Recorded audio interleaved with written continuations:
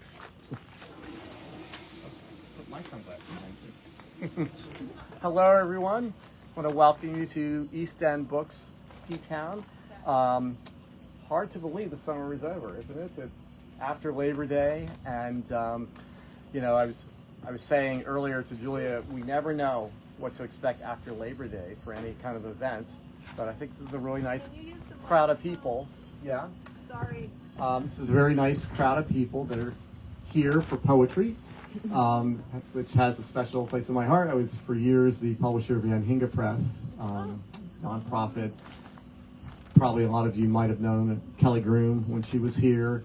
We publish her, we still publish her, and that's why there's a big selection of poetry in my store here and the one in Boston, because it's you know, it is very important to me. And so I can't do all the events ever that I want to do because there's so many I want to do, but I almost never turn down a poetry event, you know, for a multitude of reasons. So we will have signed copies of the books afterwards, so if you're watching the recording of this after the live stream or the recording later on Facebook or on our YouTube channel, until they run out, we'll have signed copies of it because, you know, Julia's not all that far from our Boston store. I feel as if I could get some signed copies when we run out of the ones here. So if you want a signed copy, just mention that in the memo section of our website when you buy to make the purchase, or when you email us, and we'll get that to you. Okay, what's coming up? There are several things coming up. They're on our website. We still have a lot of events in Provincetown. As you probably noticed in the summer, we only had a few events each month in Boston because the focus is here. Everybody wants to be in Provincetown. So our next event in Boston is September 25th, and we have Lori Gwynn Shapiro with her fantastic new book on Amelia Earhart. And at that event, she'll be in conversation with another phenomenal author, Tom Perrotta, and we'll get an early preview of his book coming out in January, his fantastic new book, which has already been optioned to be a movie.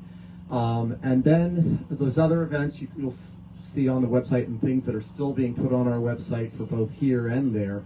But I do want to mention an event that's almost sold out, so if you have interest in it, you should grab a ticket. November 2nd, we have an event in our Boston store with Professor Stephanie Burt from Harvard. We had her here in June for Super Gay Poems, which just came from the NEBA Regional Book Conference in New Hampshire and just won the top prize for poetry, Super Gay Poems. But November 2nd will be the new book coming out in October, Taylor's Version, first authorized book on Taylor Swift. And of course, Stephanie teaches that course at Harvard on Taylor Swift that went viral, so she has millions of TikTok and other followers and everything. So if you have interest in that, get a ticket. The book is fantastic. I had an early copy.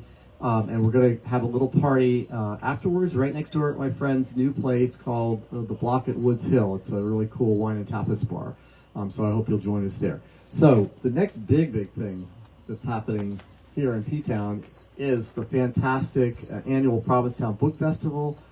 It's next Friday through Sunday, September 19th through 21st. If you're in town, you can get brochures at the library or in our bookstore. The whole schedule is on the website. There are so many amazing writers that are going to be there, like Alexander Chee and all kinds of other fantastic, incredible writers. It's all free, but if you haven't gone before, the one thing I would mention is that, you know, they put out as many seats as they can get in there. It's on the second floor, but it does sell out. There's no cost, but so if there's somebody you really want to see, go on to the library's website and reserve a ticket. So that you can get in and go to that event. We're the official bookseller at the event again, and if you cannot attend, or if you're worried that the person, you know, that you really want to get that his or her or their book, you can buy it on our website. We have it listed on our website, and we have all the authors' books there, and you could get that in advance to get it signed.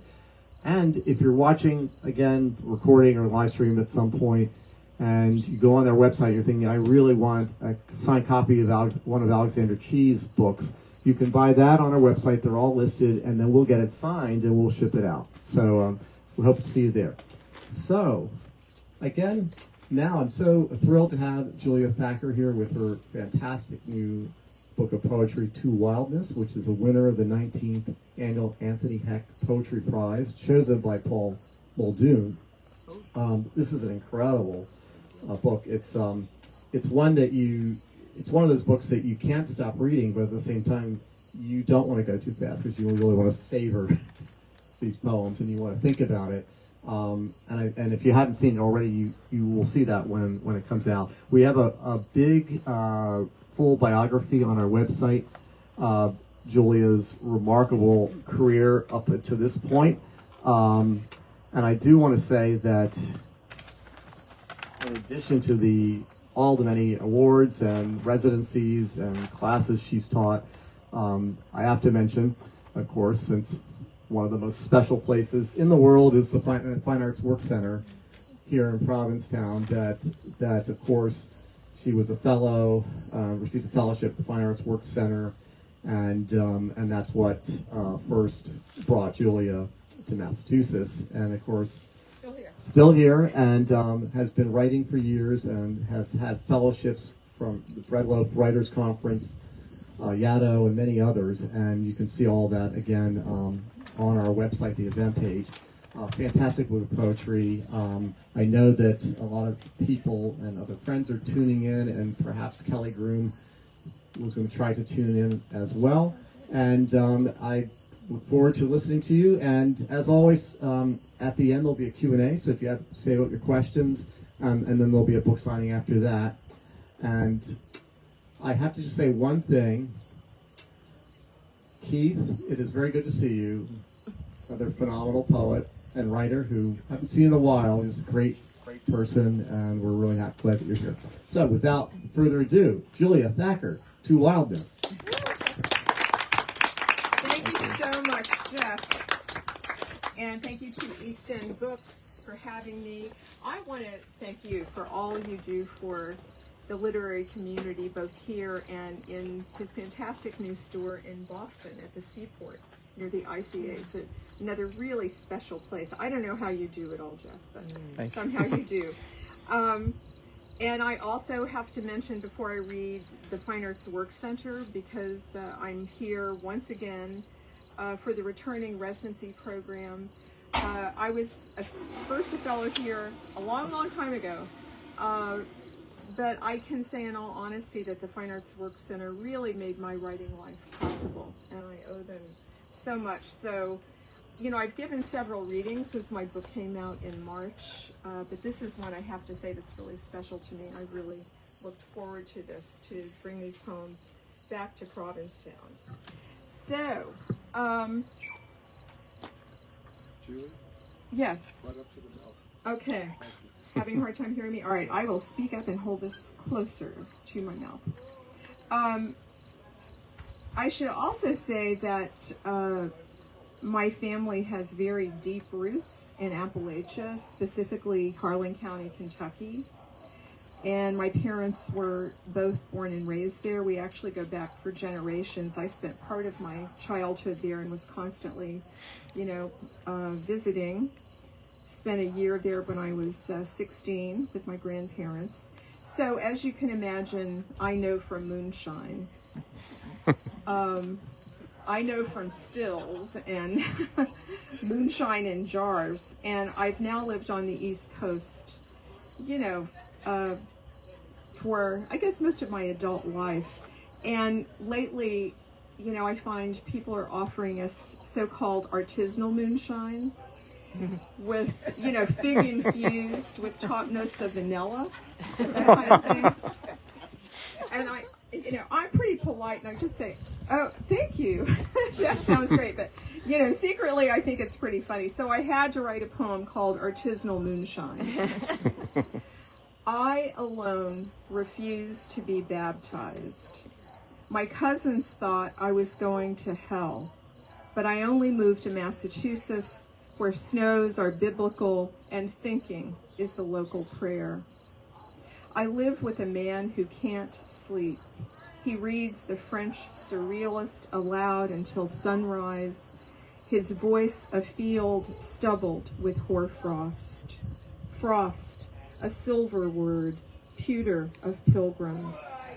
30 years of evenings in the plow and stars call for another round of spirits, fig infused. One swig and I'm wrapped in blackberry bramble, the singing and stomping clip-clop rhythm of loose floorboards. At revival meeting, Uncle Odell stood to testify he'd gotten a bad batch of hooch, had visions, wrecked his Studebaker. Still, he crawled out unmarked. Preacher baptized him the next Sunday during an early cold snap. Deacons waded into the shallows to clear the ice flows. They brought their mallets down and broke the river's bones.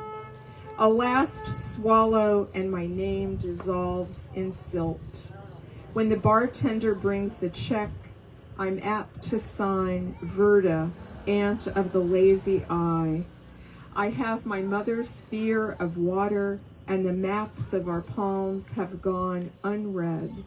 I'm all mixed up like that. Okay. This next poem is entitled Curriculum Vitae. It was originally entitled Resume, and I just thought Curriculum Vitae, has a ring to it. But it honestly came out of, I guess, my struggle, whenever it's time to update my resume, so-called, because I just find it such a strange activity. The language is so unnatural, it's almost coded, and I never feel it represents me at all. So I just thought I would write a short prose poem that I guess is an alternative resume, but it's called Curriculum Vitae. I hem, I chigger, I gristle. I curate boxes of glass doorknobs, scrape loose tobacco from the seams of Ethel's pocketbook. I my sin, I shalimar, I gold clasp, I assemblage, I mess with the past. I do not lacrosse, do not ledger, do not collect rents. I ghost the tails of my father's shirts, catalog iron-shaped scorch marks, heels worn to stubs, chalk-colored shoe polish, propeller planes, lavender tonic for nervous. I violet river ink blots on postcards, lick envelopes so my tongue is glued to the roof of my mouth. I pony express, I do not swim, I do not ride, except for human animals. I Zydeco, I crackerjack, I have a weakness for the silver emulsion of mirrors. I oxidize, I rhapsodize, I carnival, and all the fortunes I tell are cloudy with chance of bruise. None of these ventures are big money makers. I read 78 acetate, I rent party, I cornbread crumble in buttermilk. My kin picnic in cemeteries, so no one gets left out. Aunt Belle never married. She prefers the cracked bell laughter of strangers, ring of ash trees. Now I can't stop thinking about cat's eye marbles lodged in the river bottom, mayonnaise jar of elderberry tea bleached blonde by the sun, hot spit of bacon grease, white dots on my mother's wrist. I have been teaching for a number of years, like a lot of writers. I've taught fiction and memoir writing, and more recently poetry writing, and I particularly enjoy my adult classes. My first experience, teaching adults at Radcliffe seminars was just terrific, because, people showed up, a lifetime of interesting experiences. Their parents weren't paying tuition. They were putting down their own money. They wanted to be there, and I then started a series of private workshops. But, you know, like most writing classes, we spend our time primarily, you know, reading manuscripts ahead of time and then, you know, coming to class with something to say about it, you know, both praise, of course, and constructive critique. But in my workshops, I always try to save time at the end for what we call in-class writing, where I give the students a prompt and everybody, you know, gets 10 minutes. Sometimes I give them extra time. You know, 10 or 15 minutes to write. It is remarkable what people come up with, you know, just off the cuff. But I think, you know, it has to be the right prompt. I also realized early on, moving from college students to adults, that when I gave an in-class writing exercise, they expected me to write too. Everybody was looking up at me like, oh. So, you know, and it really worked for me as well. So one of my favorite exercises is called Poems of Instructions, in which you write a 12-line poem based on a series of instructions. It could be something very concrete, like how to assemble an IKEA desk, concrete but not easy, how to make a double chocolate cake, how to put together a love potion, or something more abstract like how to forget. And you know, the advantage is that these instructions always give us specifics for the poem, but these poems always have a subtext, and of course this one that I'll share with you certainly does. It's called How to Make Dandelion Wine. Wait for the afternoon heat. Let the sun open and dry many flowers. Tarry. If you are in love with a married man, wade into fields and backyards. Keep low to the ground. Pick before the first seeds have flown. Look for yellow of number 2 pencils, Van Gogh's straw bundles. Collect 1 gallon blossoms per gallon wine. Snip off stems and discard each green collar. Drop in boiling water. Petals will rise to the top. Let cool. Test on inside of forearm like baby's milk.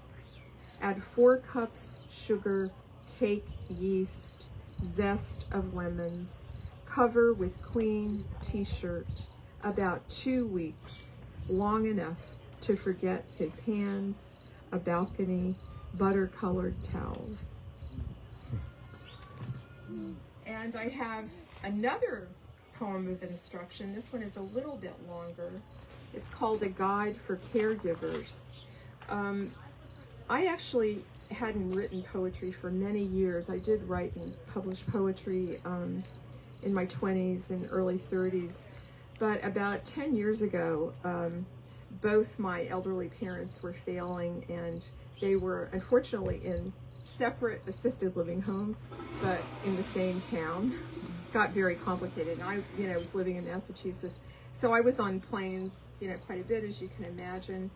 And that is when I began writing poetry again, after having been away from that genre for so long. And all of a sudden, the images were just flying. And, one of the things I was reminded of was how portable poetry is. I was writing lines down on boarding passes and menus, and napkins, and putting all these things together. And I have to say it was a refuge for me too. It was a real saving grace. So this is called A Guide for Caregivers. In the warehouse of antique fathers, call things by their names. Salt, fork, mercy, butter. To him, loner, hoarder of aluminum TV dinner trays, luster after telephone books dating back to 1961, collector of wheat pennies, answer questions simply but clearly. I am your daughter. I have no children. I am not acquainted with anyone named Goddamn Glory. I live hundreds of miles away. You cannot leave with me. Allow yourself to be introduced as the aforementioned glory. If you are addressed by the names of the dead, rise and offer your hand. When he says even the rich will enter heaven barefoot, agree, for your old one is already washed by strangers, his ass wiped, naked as the moon. Do not take the hand of the retired history teacher with a snazzy button down and honeyed voice. Do not lead him to his room and straighten family pictures on the walls or fold the Afghan on back of his recliner. Do not think, who would know? It is too late to go shopping for fathers. Do not say tomorrow. Do not say, Dad, we are not in Belgium. We're in Dayton, Ohio, on the Midwestern plain of industrial farms where cattle are pumped full of drugs, corralled, fattened, felled, and shipped by rail. We are in the great Midwest, and the downtowns are empty, as though there had been a great war. Do not recite the names of drugs on his chart. Zoloft, Aricept, Depakote sprinkles. Do not say, Father, I am like you. Do not mention the bottle of Xanax in your carry-on. Do not say, we will explode like stars. The skies will open. Our sleeves will be empty and full of wind. Our cells like constellations replicating every day with errors.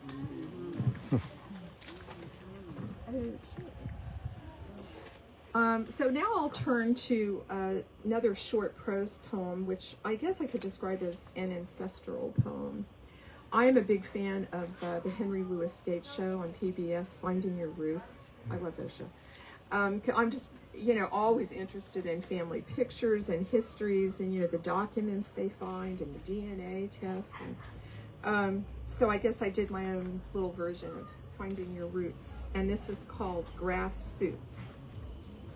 Of Celts, stew of pig knuckles and carrots, of smelt iron, of orla, leaf, maud, growing old, growing onions, on Sunday, boot black, 2 wings of rouge, of weak bones, wind-shipped, pocked with holes, dowager's hump, of eyes watery blue, pea green, nearsightedness, passable, singing, sunless, of fog, of lusty gales, skin the color of flour, of chapped hands, Viking crown, dug up with the potatoes, of rocky coast, of peat burning, rendered fat, potions, poultices, hut thatched, choked with smoke, of urine soaked, of fits and fevers, of blue babies,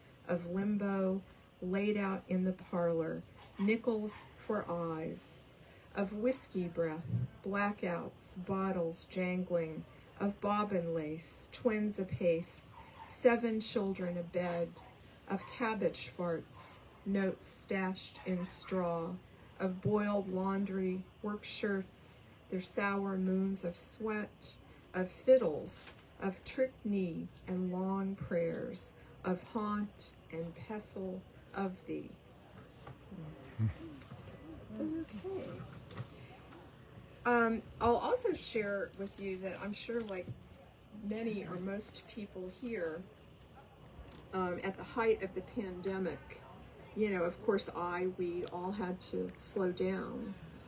And I was indeed, still teaching online, and I was writing, but, this quiet and stillness just descended upon us, as well as terror, terror and uncertainty. And I found myself, of course, reflecting on my beginnings as an aspiring writer. I'm looking at Keith because he knew me then. And was a great friend and mentor to me. And as I mentioned, I first came to Provincetown, as a fellow in my mid-20s, just a kid at the Fine Arts Work Center, and was trying to find my way. So I was thinking a lot about those years during the pandemic, and I have a small suite of Provincetown poems in the last section of my book. And I even experienced a couple of what I would call benevolent hauntings. I was thinking a lot about people to whom I was close who passed away, way, way too young. And while I was writing these poems, it was, almost as though they were there. And once the lockdown was over and things eased up, they just dissipated into the year. But I thought I'd read just, two of them are really short, but three of the so-called Provincetown poems. I haven't read these at all since I've been on this small reading tour, but I have to read them here. So this is actually the last poem in the book, and it's entitled, When He Said Sell a Book, S-E-L-L, I heard sail, S-A-I-L, because that's how my mind works. I wanted to build a boat and launch for Amsterdam, foxtrot on the upper deck in a moon-spangled frock. I wanted to hold the sky like a bowl, smudge the clouds, bring a sentence to its knees. I moved to a spit of land on the coast, lit a hurricane lamp in the window, lined my eyes with coal, wore Goodwill dresses with sun-faded sleeves and glass buttons. My journal entries resembled waves. I hunted down ink recipes. One called for hawthorn branches cut in the spring and left to dry, the bark pounded, mixed with wine and iron salt.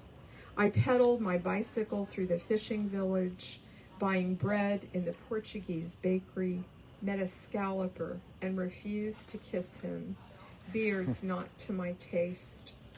One morning he appeared on my doorstep, clean-shaven, nick of cream at his lip, holding an envelope. Into my cupped hands he poured whispers, blonde like fields. All winter I loved the one who'd lathered and drawn a blade along his face, run his tongue along the envelope's gummed seal. In spring he walked out, and I mixed a new ink, lamp black, varnish, and egg white. I wrote stories on onion skin. The pages collected around me, a carpet of paper.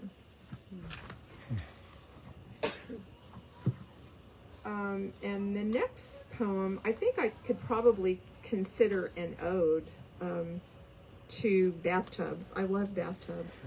And whenever I book a hotel, I always have to inquire, is there a bathtub in the room? But this is actually called Archaeology. Once I left a man while he was taking a bath. The door slammed and he leapt out of the tub, a tidal wave on the shag rug, slick and shining. I don't recall what the drama was about, only the tub, kidney-shaped, porcelain painted pink, its gold claws, its filthy rings of sweat, rose oil, hashish, sloughed off skin. That fishing village is gentrified now. Clawfoot tub pulled out by the root, half buried in a field, faucet clogged with sandy loam, a Roman aqueduct, bare-boned, rim, lip, shoulder, vessel that cradled me. I no longer recognize myself, the way cod wrapped in brown paper forgets the sea. All right, this one is called I Dreamed I Was Venus de Milo.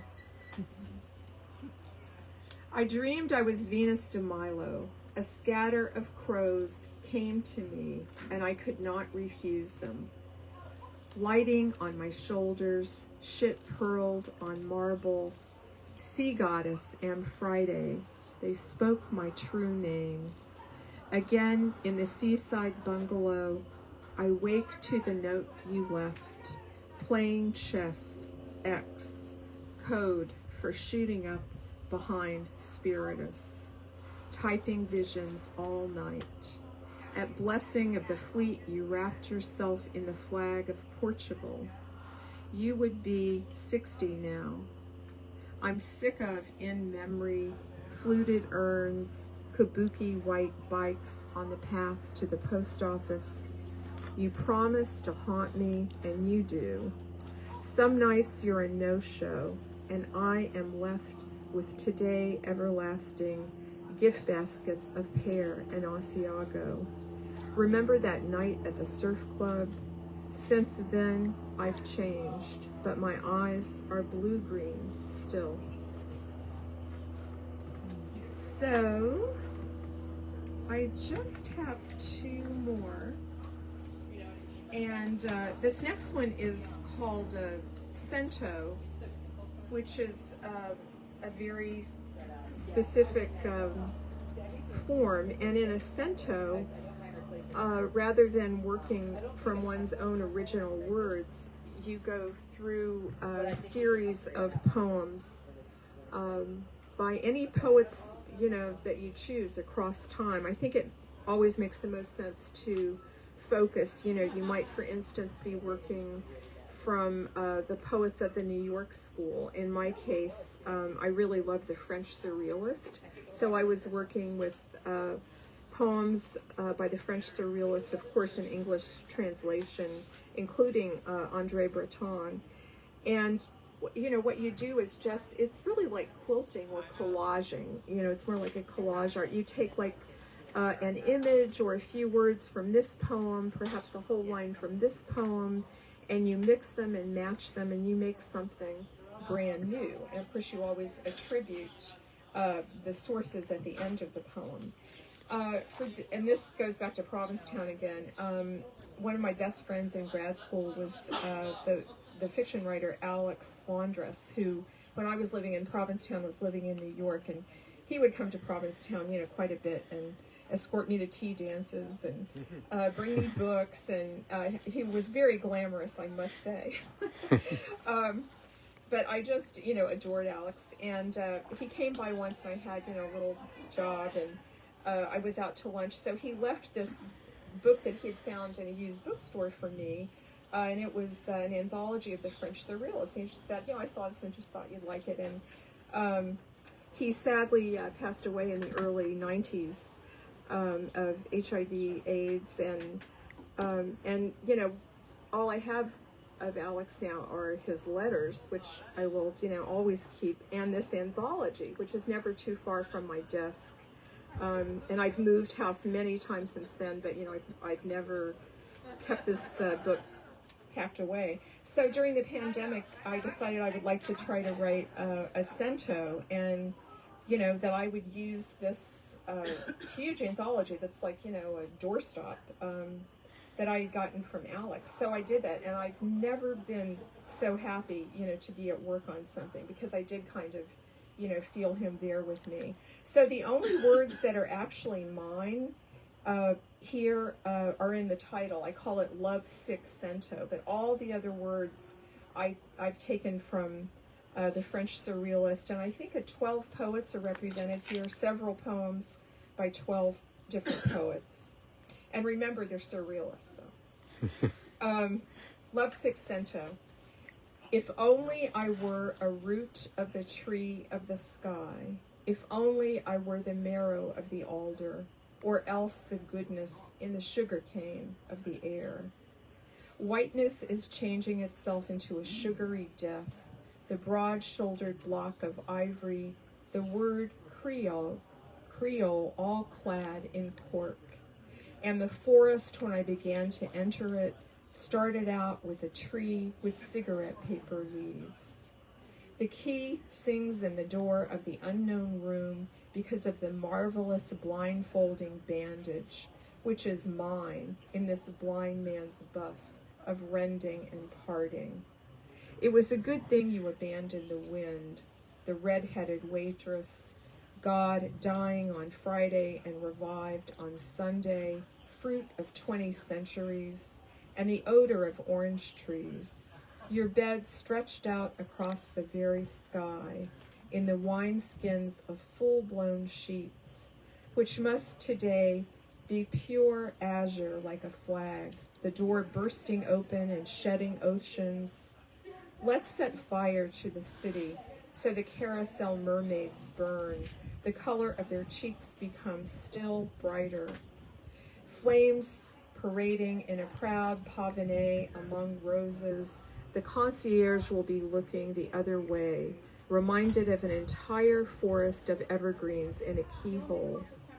I summon to me bed linen drying on fences around farms, that is to say, saffron color of tree rings and of lilacs, the bestial growl of a raspberry, a dropped hairpin. Nights swallowed in haste, doorways of your body, there are 9, and once I open them all. So my last poem, I think, is another kind of ode. It's quite short, and it's called Little Black Dress. Puddled at my feet or ruched to the waist, how easily I shimmied in and out of you, flicked cigarette ash, tiny embers from your bodice, spilled drinks like rain. You lent style, seriousness, unzipped in vans, nests of quilts, Persian carpets, rug burns on my back, balled up skin of a silky, wingless, plucked, plumed, aroma of fig pudding, squid ink, moths have made a feast of you. Where is the night we slept on the beach, the morning after, cloud-crusted, glittered with sand? Give me back the barefoot sky, tin bucket, clattered with shells.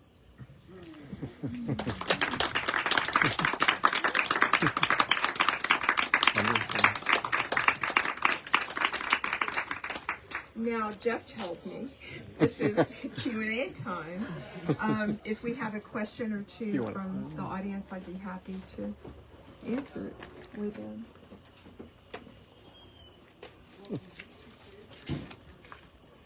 How long did you work on this this particular manuscript?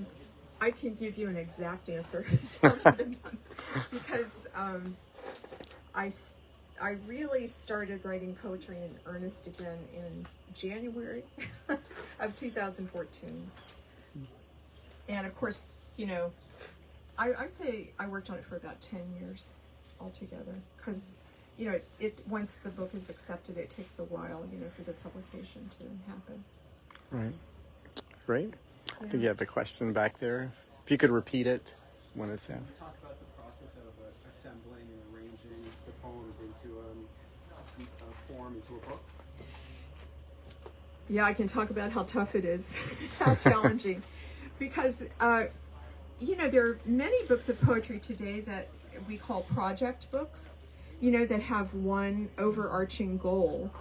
And, you know, there's usually a chronology there, and, you know, one feeds into another. And in my case, I was really, as was probably obvious, just working poem to poem, you know, and, you know, there's some connective tissue in there, I guess, but it was tough. But since I've written fiction quite a bit, you know, I sort of thought, well, what do, you know, at the beginning of a novella or the beginning of a story? You establish the world of the story.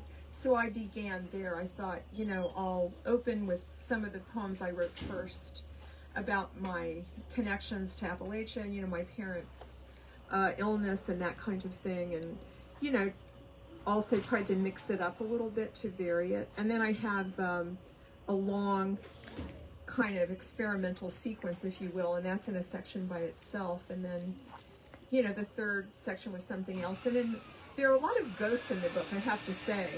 And there is reference to ghosts all through the manuscript, but I thought, I need to do something in the fourth and final section, so I just sort of let the ghosts come alive and do some of the talking, so that was the move there. But there's no one way to put a book together. I mean, I think there are, you know, many strategies, but it's daunting when you're sitting, you know, in your floor and you printed it all out, you've got all these pages, you know, all over. Any other questions? Nancy? That was beautiful, and I love the language and the images, and I'm thinking about I guess the life of objects.